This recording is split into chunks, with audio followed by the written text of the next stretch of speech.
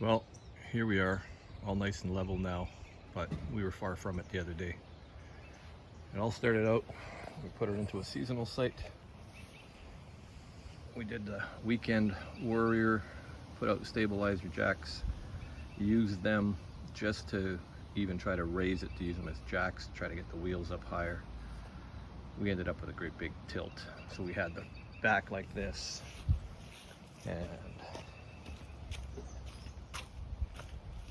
we had the front like this, and you can see that's pretty much what we had before, and the front on it's, well, that wasn't enough, and we were sloping downhill.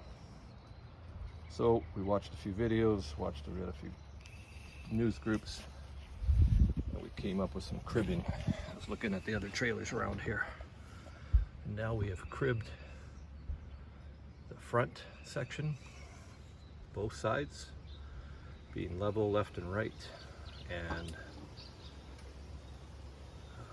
front back. We also leveled, cribbed the back end as well, both sides, you can see. And we also lifted up the tires. When we were finished cribbing to the proper height, our tires are off the ground, so we forced some wood underneath by banging it in underneath so that they're in contact, some contact. When we jacked it up, we used a 3-ton jack right underneath here at this point. Nice little bear. We jacked it up with a 3-ton jack right here.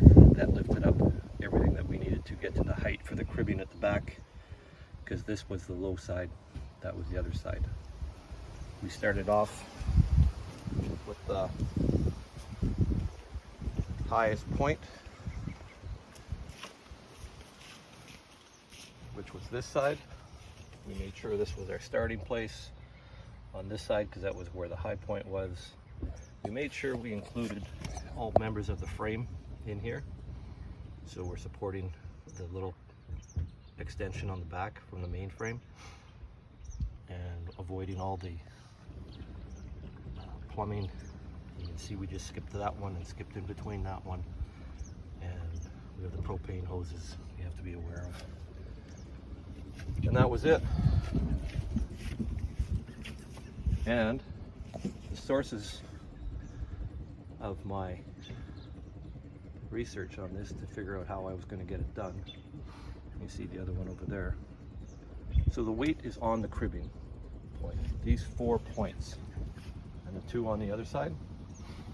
We followed the video where the guy has the block of wood painted, scribbled on like a trailer, and we lowered the very front. We took all the jacks off, stripped everything away from where we had started. We rolled the front down to its lowest point, which raised the back end as high as we could go.